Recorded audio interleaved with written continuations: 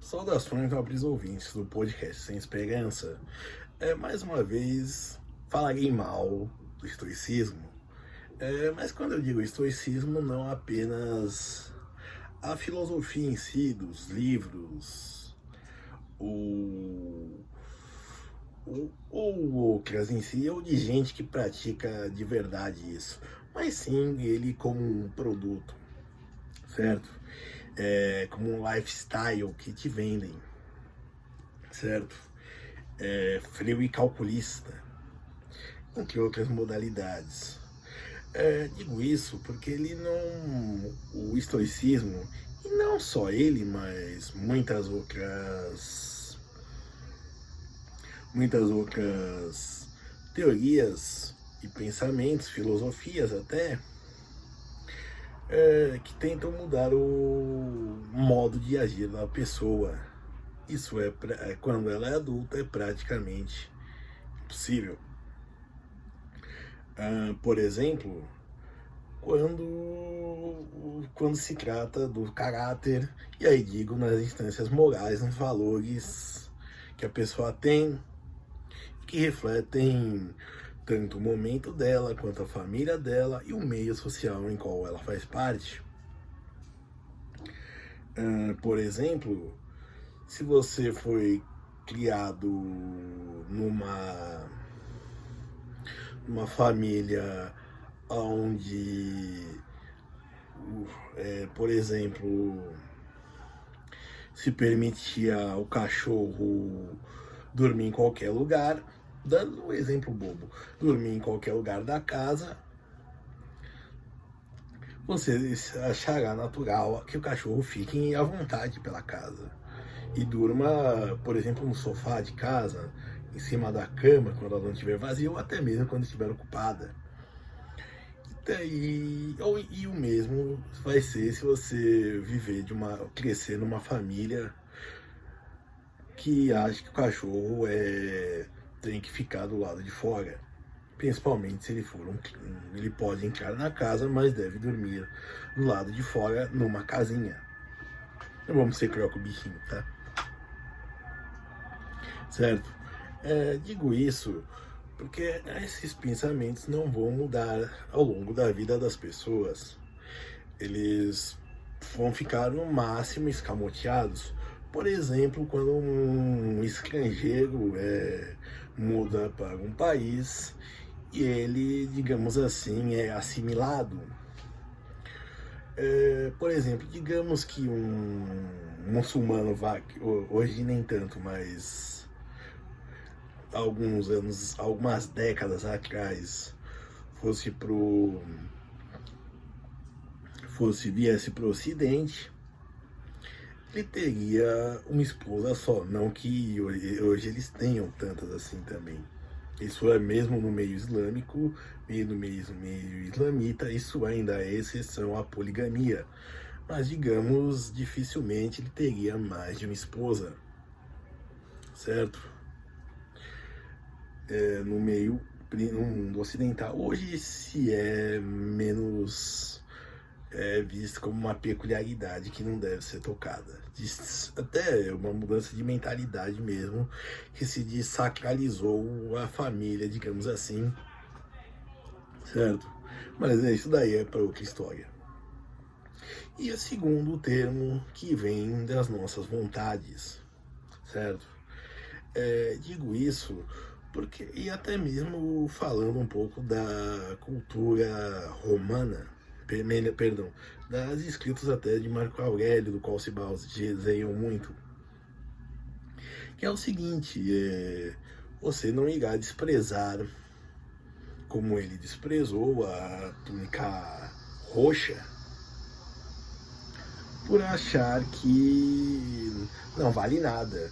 Imagine você pensar que o ouro, que é um mineral tão comum no mundo, você não vê. Imagine só quantas pessoas, por exemplo, jogariam uma barra de ouro fora por achar que é simplesmente um dos minerais mais comuns do planeta. Por achar que dizem tem um asteroide tem o PIB da Terra em ouro, certo? E achar, isso não vale nada, certo? Ou até por achar, já que eu não posso comprar um pacote de bolacha, não vou jogar essa barra de ouro fora. Ou usar ela como calço da porta. Se for numa repartição pública, até eu acredito que sim. Mas enfim, então assim, disso não vai mudar, certo? As nossas vontades. O fato de uma pessoa, por exemplo, querer, sei lá, casar-se com uma mulher bonita, né? Ter uma visão da mulher ideal, ou da vida ideal até, por exemplo, seja independente do gênero, independente da idealidade, isso não irá mudar, certo? Isso vai continuar de certa forma mesmo, porque, como eu disse, isso está vinculado ao caráter da pessoa, aos valores que foram postos nela. O que fará mudar de fato isso serão as contingências da vida mesmo, da própria existência, certo? Contudo, ainda assim, isso que está na sua cabeça como vontade, como caráter, como instância moral, vai continuar como um ideal a ser alcançado. Não será se cobrindo de estoicismos, se tornando frios e calculistas, entre outras coisas mais que dizem para você ser, certo? Não vai ser, por exemplo, porque você segue determinada religião ou determinado pensamento advindo de tal religião que você irá se tornar melhor, certo? Você não vai. Digo isso e não que haja um juízo de valor para a pessoa ser uma pessoa boa ou não. O que vai fazer são as suas relações sociais e como você age com isso. Agora, se uma pessoa ela age por medo ou deixa de agir por vergonha, eu acho que significa que você não está seguindo um caminho certo, pelo menos ao meu ver. Porque pelo menos para mim, eu acredito que o caminho da autonomia e da liberdade sejam os melhores. É um juízo de valor meu. É um ideal ao qual eu me pauto, se me permitem. É um ideal ao qual eu me pauto. E dizendo isso, certo, sobre o estoicismo, então o que acontece? Basicamente, se eles não te incutirem um medo do que você faz, o medo de alguma sanção, o medo de perder algo que você já conquistou, que está dentro daquela vontade, que faz parte daquele ideal a ser alcançado, ou então métodos agressivos que vai. É uma característica de nosso tempo fazer as coisas correndo, certo? De modo imediatista, o que nos torna ainda mais vulneráveis para gatunos, agora cyber gatunos, certo? Mas bom, voltando, ou melhor, voltando não, continuando, porque os cyber gatunos estão também vendendo a ideia de um estoicismo, ser estoico.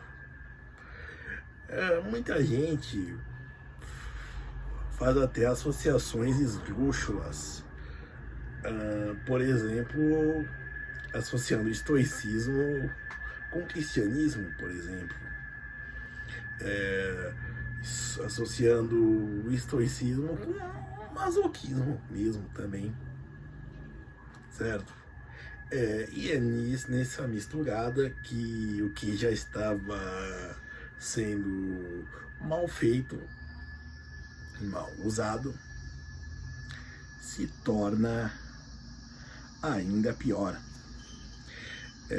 Porque uma coisa é apanhar e dar a outra face porque você acredita nisso, outra coisa é você apanhar, dar a outra face porque você está engolindo a seco a vontade de revidar, certo? Pelo menos xingando a pessoa, pelo menos cuspindo na cara da pessoa. E aí voltamos à vítima da sociedade, certo? Obviamente, eu também não vou dizer que está 100% perdido, como eu já disse também em outro vídeo, que está não sei aonde, dizendo que você deve sim se reprimir. Digo isso e como eu repito, o se reprimir num contexto de que você deve sim se olhar e ver que nem tudo que você quer é bom. O desejo imediato pode ser algo que vai trazer complicações de longo prazo. Um prazer fugaz, quer dizer, não é full gas, fugaz, certo? Então, assim, só para terminar, eu digo, leiam Sêneca, leiam Marco Aurélio, Zenon, e também não é cínico, perdão, não é estoico, é cínico. Ele não deixou tratados, mas tem gente que escreveu suas palavras. O Diógenes de Sinope, que é cínico, que ensinou Zenon. Mas antes de tudo, lembre-se que também há muita coisa que é distorcida. Às vezes se pega uma frase, se cria um contexto inteiro e se descobre que a frase é falsa. E infelizmente, até mesmo pegaram a frase verdadeira, mas distorceram.